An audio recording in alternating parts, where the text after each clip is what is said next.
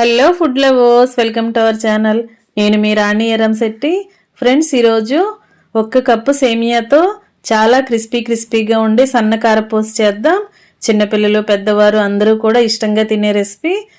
Process అంతా చాలా సింపుల్గా అయిపోతుందండి. తక్కువ ఇంగ్రీడియంట్స్తోనే ఈ రెసిపీ అనేది కుక్ చేసుకోవచ్చు. ఆ ప్రాసెస్ అంతా చూద్దాం. వీడియోని ఫస్ట్ నుంచి లాస్ట్ వరకు చూడండి, మధ్యలో స్కిప్ చేయకుండా చూడండి. ఇంకా ప్రాసెస్లోకి వెళ్ళిపోదాం.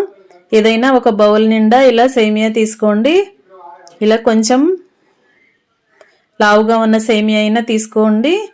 మరీ సన్నగా ఉన్న సేమియా కాకుండా కొంచెం పలుకులు అనేవి లావుగా ఉండాలి. అలాంటి సేమియా తీసుకుని స్టవ్ ఆన్ చేసి కళాయి పెట్టుకోండి. కళాయికి 3 వంతుల వరకు వాటర్ పోసుకోండి. కొంచెం ఖాళీగా వెడల్పుగా ఉన్న పాత్ర పెట్టుకుంటే సేమియా అనేది కొంచెం ఫ్రీగా ఉడుకుతాయి. ఇప్పుడు 1 టేబుల్ స్పూన్ ఆయిల్ వేసుకుని 1/2 టీ స్పూన్ సాల్ట్ వేసుకోండి. ఈ వాటర్ని బాగా కాగనిద్దాం. బాగా వాటర్ కాగిన తర్వాత సేమియా కొలుచుకుని పక్కన పెట్టుకున్న సేమియా అంతా కూడా వాటర్లో వేసేసుకుందాం. వాటర్లో సేమియా వేసిన తర్వాత ఎక్కువగా ఉడకనివ్వకూడదండి. 1-2 నిమిషాలు ఉడికించి వెంటనే స్టవ్ ఆఫ్ చేసేసుకోవాలి. కొంచెం ఎక్కువగా ఉడికిందంటే సేమియా అంతా మరీ ముద్దలాగా వచ్చేస్తుంది. కారపూస అనేది కరెక్ట్గా రాదు. పొడిలాడుతున్నట్లుగా రావాలి. ఈ విధంగా కొంచెం పలుకులుగానే ఉడికించండి. మనం చేత్తో ఒక పలుకుని నొక్కి చూసినట్లయితే ముద్దలాగా రాకుండా కొంచెం గట్టిగానే ఉండాలి. అంతవరకు ఉడికించి వెంటనే స్టవ్ ఆఫ్ చేసేసుకుందాం. ఇంకా వేడి నీళ్ళల్లోనే సేమియా ఉన్నట్లయితే మరింత మెత్తగా ఉడికిపోతాయి. అలా కాకుండా వెంటనే స్టవ్ ఆఫ్ చేసుకుని ఏదైనా ఒక గిన్నెను అడుగున పెట్టుకోండి. దానిలోకి స్ట్రైనర్ని పెట్టుకోండి. ఇలా మొత్తం అంతా కూడా సేమియా అంతా కూడా జల్లెల్లో వేసేసుకుని వాటర్ అన్నీ కిందకు వచ్చేలా చేసుకోండి. ఇలా వేడివేడిగా ఉన్న నీళ్ళన్నీ కూడా అడుగు గిన్నెలోకి వచ్చేసాయి కదా. ఇప్పుడు పైన సేమియాలో ఆ స్ట్రైనర్లోకి చల్లటి నీళ్ళను పోసుకోండి. ఇంకొంచెం వేడిగా ఉన్నట్లయితే మరింత ఉడికిపోతాయి. అలా ఉడకనివ్వకూడదు. ఆ గిన్నెలో ఉన్న వాటర్ అన్నీ కూడా తీసేసుకున్నాం కదా. ఇప్పుడు ఆ స్ట్రైనర్లోకి 2-3 గ్లాసులు చల్లటి వాటర్ పోసుకున్నట్లయితే సేమియా అంతా వెంటనే చల్లగా అయిపోతాయి. ఇంకా కుక్ అవటం ఆగిపోతుంది. ఈ విధముగా అడుగు నుంచి పై వరకు కూడా చల్లటి నీళ్ళతో కలుపుకుంటూ ఉండండి. ఇప్పుడు ఒక గిన్నెలోకి స్ట్రైనర్ని పెట్టుకుని సేమియాలో ఏమైనా ఎక్కువగా వాటర్ అనేవి ఉంటే అవన్నీ కిందకు వచ్చేంత వరకు అలా పెట్టండి. ఒక 10 నిమిషాల పాటు అలా పెట్టినట్లయితే ఇంకా మిగిలిన వాటర్ అన్నీ కూడా అలా కిందకు వచ్చేస్తాయి, అడుగు గిన్నెలోకి వచ్చేస్తాయి. మొత్తం వాటర్ అన్నీ కూడా కిందకు వచ్చిన తర్వాత నెక్స్ట్ ప్రాసెస్ అనేది చేద్దాం. స్ట్రైనర్ కానీ మీకు అందుబాటులో లేనప్పుడు ఇలా జల్లెడి గిన్నె కూడా మనం వాడుకోవచ్చండి. ఇలా హోల్స్ ఉన్న గిన్నె ఉంటుంది కదా, బియ్యం కడుక్కునే గిన్నె ఉంటుంది కదా, బియ్యం వాడదేవుకునే గిన్నెతో అయినా కూడా మనం ఈ ప్రాసెస్ అనేది చేసుకోవచ్చు. ఇలా ఒక గిన్నెలోకి పలుచగా వెడల్పుగా చేసుకుని ఆరబెట్టుకున్నట్లయితే సేమియా అంతా కూడా పొడిలాడుతూ వస్తుంది. ఇప్పుడు ఒక మిక్సింగ్ బౌల్ తీసుకోండి. ఏదైనా వెడల్పుగా ఉన్న గిన్నెని తీసుకుని సేమియా అంతా కూడా దానిలో వేసేసుకుని బాగా చల్లారనివ్వండి. ఇట్లా బాగా చల్లారిన తర్వాత ప్రాసెస్ అనేది చేద్దాం. చల్లారింది కదా. ఇప్పుడు 2 టేబుల్ స్పూన్లు మైదా పిండి వేసుకోండి. అలాగే 1 టేబుల్ స్పూన్ బియ్య పిండి వేసుకోండి. అలాగే 1 టేబుల్ స్పూన్ మొక్కజొన్న పిండి కూడా వేసుకోండి.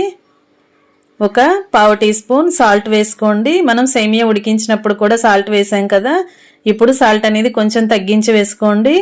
1 టేబుల్ స్పూన్ కారము, 1/2 టీ స్పూన్ పసుపు వేసుకుని కొంచెం స్పైసీగా కావాలి అంటే 1 టీ స్పూన్ ధనియాల పొడి, 1/2 టీ స్పూన్ జీలకర్ర పొడి కూడా వేసుకోండి. కొంచెంగా గరం మసాలా కానీ చాట్ మసాలా కానీ వేసుకోండి. చిన్నపిల్లలకి పెట్టాలి అనుకుంటే సాల్ట్ కారం వేసుకుంటే సరిపోతుంది. పెద్దవారైతే స్పైసీగా తినాలి అనుకుంటే కొంచెం ధనియాల పొడి జీలకర్ర పొడి కూడా వేసుకుంటే స్నాక్స్ అనేవి స్పైసీగా టేస్టీగా ఉంటాయి. మనం వేసిన పొడిలన్నీ కూడా ఇలా సేమియాలో కలిసేంత వరకు ఫోర్క్తో కానీ చేత్తో కానీ బాగా కలపండి. చేతులతో ఎక్కువగా కలిపామంటే సేమియా అంతా విరిగిపోతున్నట్లు వచ్చేస్తాయి.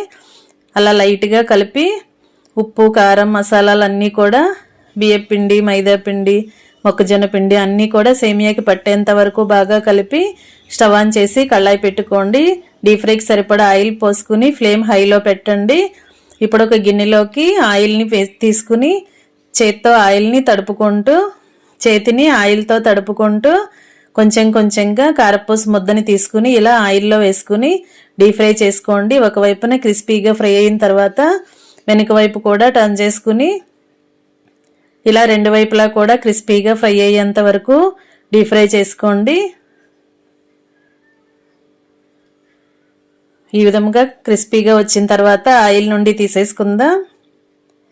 ఇదే విధముగా మిగిలిన కారపూస ముద్దని కూడా ఇదే విధంగా వేసుకుందాం. ముందుగా మనం ఒక గిన్నెలోకి ఇలా 1 టేబుల్ స్పూన్ ఆయిల్ పోసుకుని పక్కన పెట్టుకున్నట్లయితే చేతిని ఆయిల్తో తడుపుకుంటూ ఇలా సేమియా ముద్దని తీసుకున్నట్లయితే చేతులకి ముద్దలాగా అంటుకోకుండా ఇలా విడివిడిగా కళాయిలోకి వస్తుంది.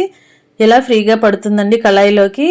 ఈ విధంగా ఆయిల్ చేత్తో మనం కలుపుకున్న పిండిని తీసుకున్నట్లయితే పొడి పొడిలాడుతున్నట్లుగా వచ్చి డీప్ ఫ్రై చేస్తున్నప్పుడు ముద్దలాగా రాకుండా ఇలా విడివిడిగా వస్తుంది. ఈ విధంగా డీప్ ఫ్రై అయిన తర్వాత రెండు వైపులా కరెక్ట్గా ఫ్రై చేసుకుని దీనిని కూడా ఆయిల్ నుంచి తీసేసుకుందాం. ఫ్లేమ్ మాత్రం తగ్గించొద్దు, హై ఫ్లేమ్లో మాత్రమే ఈ ప్రాసెస్ అనేది చేసుకున్నట్లయితే సేమియాలు ఆయిల్ ఎక్కువగా పీల్చుకోకుండా క్రిస్పీగా టేస్టీగా ఫ్రై అవుతాయి. ఇదే విధముగా మిగిలిన పిండి అంతా కూడా సేమియాలన్నీ కూడా ఇదే విధముగా ఆయిల్లో వేసుకుని డీప్ ఫ్రై చేసుకోండి.